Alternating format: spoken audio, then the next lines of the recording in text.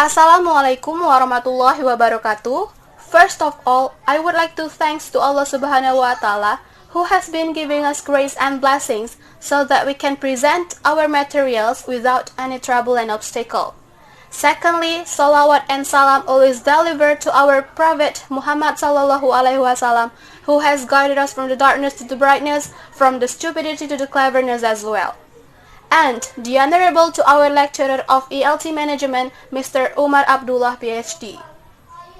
In this video, we're going to present our materials about teacher-student relationships.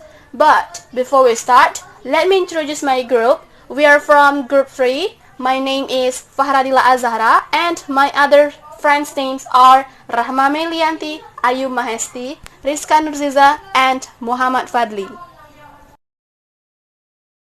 Teacher-student relationships is one of the aspects of effective classroom management after rules and procedures and disciplinary interventions. If a teacher has a good relationship with students, then students more readily accept the rules and procedures and the disciplinary action that follow their evaluations. Without the foundation of a good relationship, students commonly resist the rules and procedures along with the consequent disciplinary actions. We can see from this picture. This picture is one of the examples of a good relationship between teacher and students. Okay, I'll explain it in my own words. So, a good relationship between teacher and students is really important in classroom management. For teacher will be easier to control the students in assessment, rules and procedure class, reward or punishment, and so on. Otherwise, the students will accept what the teacher has conveyed easily. Okay, before we move more further, I will tell you about our topic of discussion for today. So the first one is the program. I will explain about teacher-student relationships and the management style of teacher. And then we continue to action step 1, and then move to action step 2, and the last action step 3.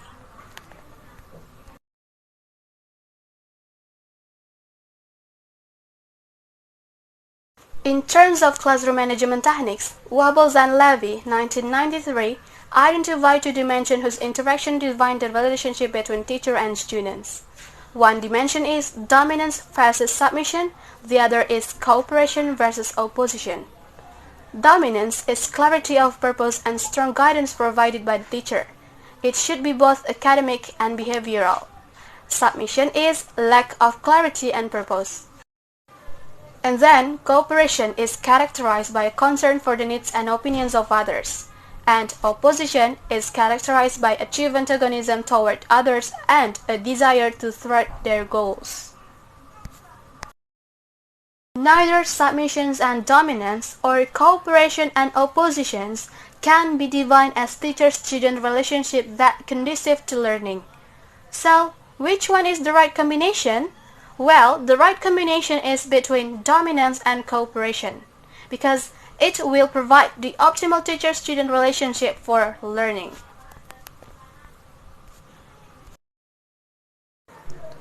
Now, let's have a look what Wobbles and his colleagues in 1999 note.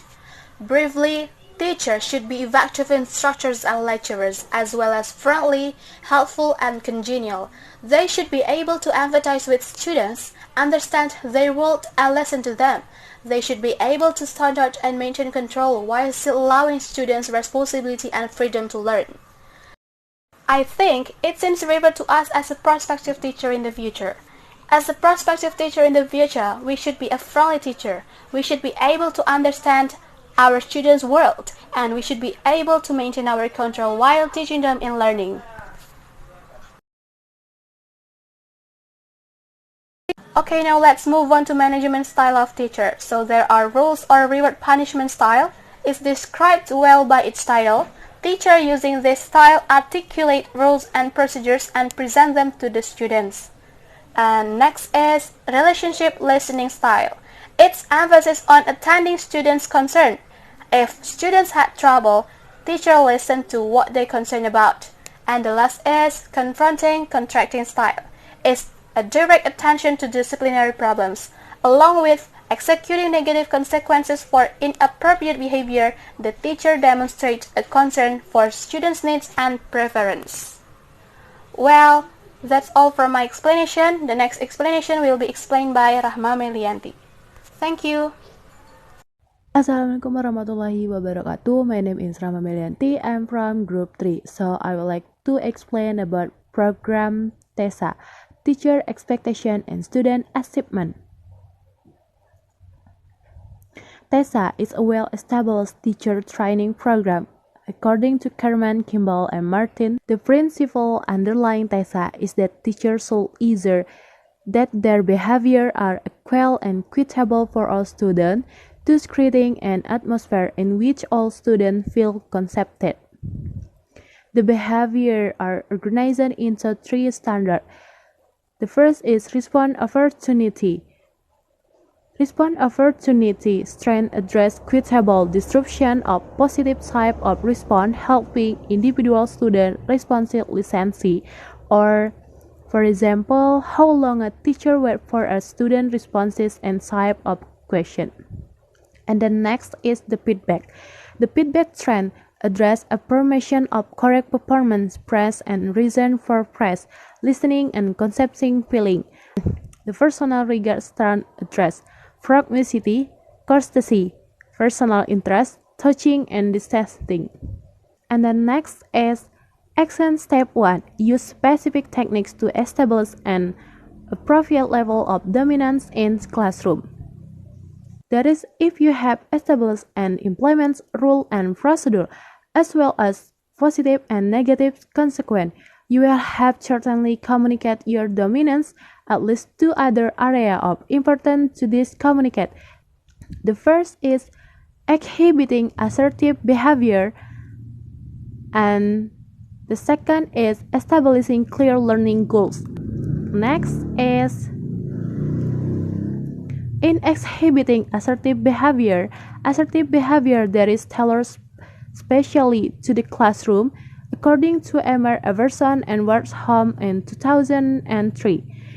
It can be took up as a set of relatively specific teacher behavior that involve 3 primary categories. The first category is use of assertive body language, making and keeping eye contact. And then the second is use of appropriate tone of voice, speaking clearly and deliberately, and avoiding any indication of emotion in one voice. And then the last is persisting until the appropriate behavior is displayed. And then next is establishing clear learning goals. A second way to exhibit proper level of dominance is to be very clear about the learning goals that are to be addressed in a unit, a quarter, or a semester. Related behavior include the first is establishing learning goals at beginning of a unit of instruction, and then the second is providing feedback on those goals, and then the third is continually and systematically revisiting the goals, and then the last is providing summative feedback and regarding the goals. Okay, I think enough for my presentation. Thank you for great attention, and the next material will be explained by Rizka Nurzizah Rosella. Assalamualaikum warahmatullahi wabarakatuh. My name is Rizka Nurzizah Rosella from PBI 4 and from Group 3. In this section, I would like to explain about action step 2 from teacher-student relationship. Use specific behavior that communicate an appropriate level of cooperation. They consist of 4 specific types of behavior. First, providing flexible learning goals. Second, taking a personal interest in student. Third, using equitable and positive classroom behavior. And the last, responding appropriately to student incorrect responses. Next, first, providing flexible learning goals. It explained about learning goals. Some behavior regarding learning goals also convey appropriate level of cooperation. For example, allowing students to set some of their own learning goals at the beginning of a unit, or asking students what they would like to learn conveys a sense of cooperation. In addition, talk, you might ask students to identify some aspect of fractions or a related topic that is particularly interesting to them. Next, second, taking a personal interest in student. In this article, McCombs and Whistler 1997 said, in fact, for some students, the need for the teacher to show some personal interest in them is paramount to their learning. Therefore, virtually anything you do to show interest in students as individual has a positive impact on their learning. Some behavior that communicate personal interest. 1. Talking informally with students before, during, and after class about their interests. 2. Greeting students outside of school. 3. Singling out a few students each day. 4. Being aware of and commenting on important event in students' life. 5. Complimenting students on important achievement in and outside of school. 6. Meeting students at the door as they come into class and saying hello to each child. Next,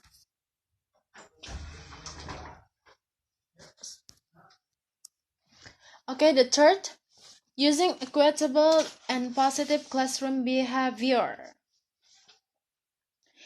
The aspect of TESA that is particularly useful in terms of fostering teacher-student relationship is strategies for equitable and positive interaction.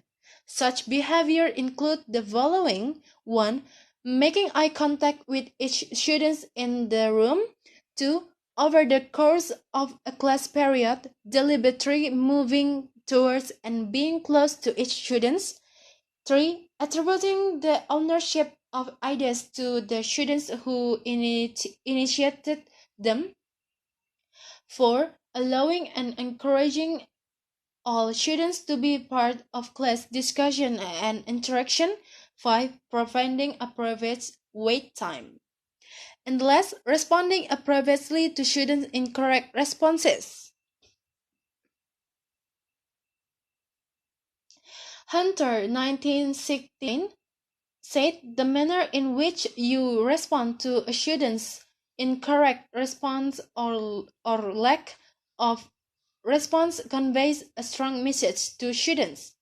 When students respond incorrectly or make no response at all to a question you have posed, they are particularly vulnerable.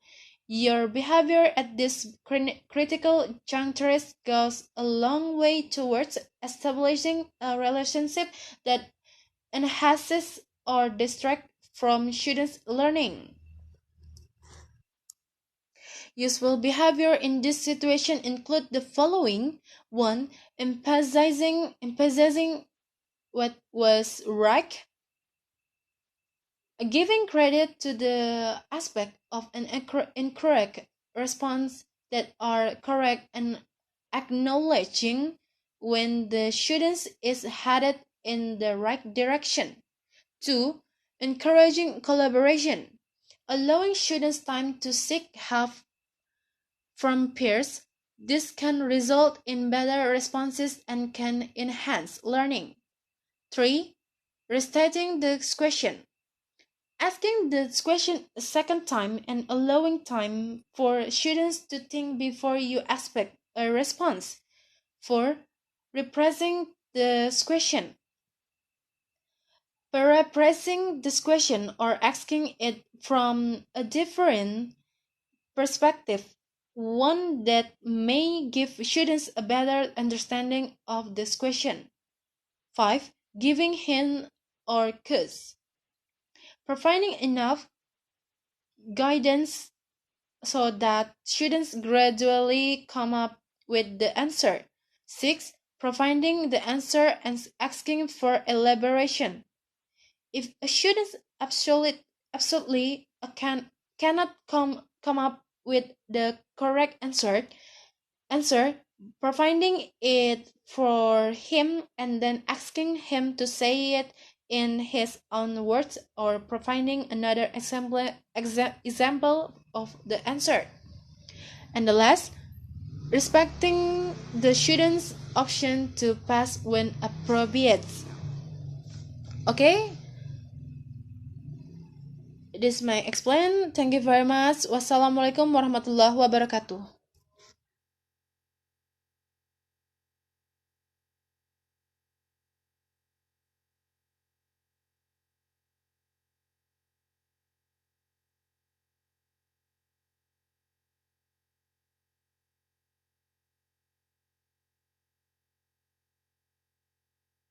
Assalamualaikum warahmatullahi wabarakatuh. My name is Muhammad Fadli. I'm from Group 3. Today I will present about teacher-student relationship. Action step 3. Be aware of the needs of different types of student. Building on the works of Brophy and Freeman show 5 categories of high need student. Passive, aggressive, attention problem, socially inept, perfectionist. Passive. The category of passive is divided into 2 subcategories, fear of relationship and fear of failure.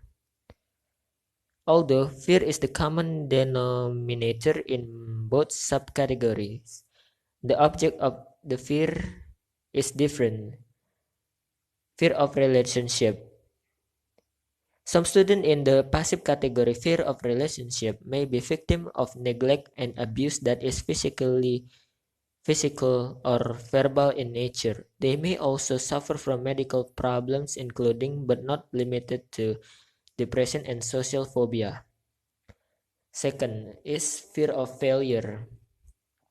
Other students in the passive category, fear of failure, may suffer from a deeply ingrained belief that they do not have the requisite skill to succeed in school. Aggressive. This category closely corresponded to diagnosis in the Diagnostic and Statistical Manual, or DSM. Although, as a classroom teacher, you cannot make a formal diagnosis, it is useful to be conversant with the DSM and the description of the various types of behavior it contains. Aggressive hostile. The subcategory hostile is closely related to the clinical diagnosis of conduct disorder in the DSM. Characteristics of this disorder are poor anger control, poor impulse control, low capacity for empathy, a heightened sense of entitlement, inability to see the consequences of one action, low self-esteem, propensity for thrill-seeking behavior, and a propensity to align with deviant peer group and criminal behavior. Second is aggressive oppositional. The second subcategory of aggressive student is referred to as oppositional.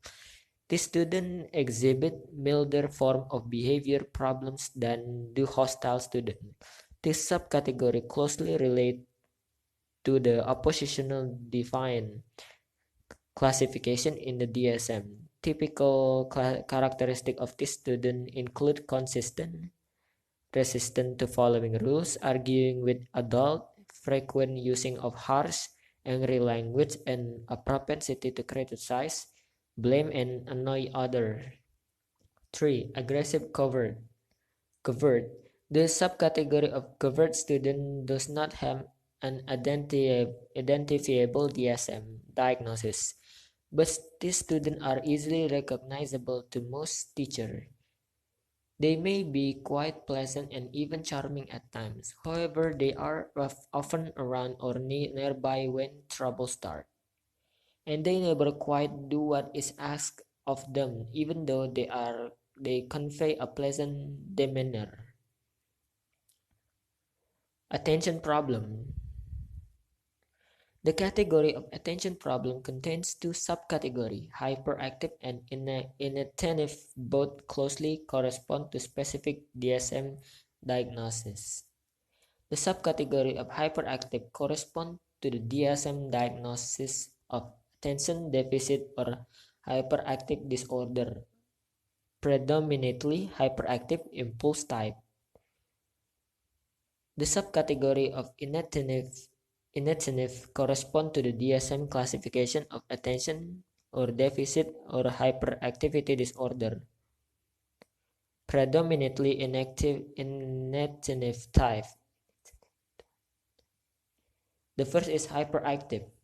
Characteristic of hyperactive subcategory include poor impulse control, inability to stay seated or work quietly, propensity to blurt out question and answer and trouble taking turns, and propensity to interrupt others. Inattentive. Characteristic of inattentive subcategory include failing to give closer attention to details, rarely appearing to listen, having difficulty organizing tasks, forgetfulness in daily activities, and being easily distracted to extraneous stimuli. Perfectionist.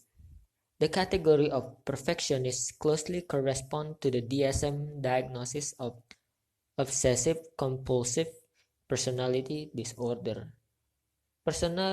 Perfectionist students are driven succeed at levels that are close to, if not unattainable. These students are often self-critical, have deep-seated feeling of inferiority and vulnerability. They see being perfect as the only way to gain love, respect, or attention. At some level, they believe that they are liked or loved for what they can produce, not who they are. When confronted with a situation in which they feel they can produce exceptional results, they may give up altogether, pros- procrastinate, or make up excuse why they can perform the task.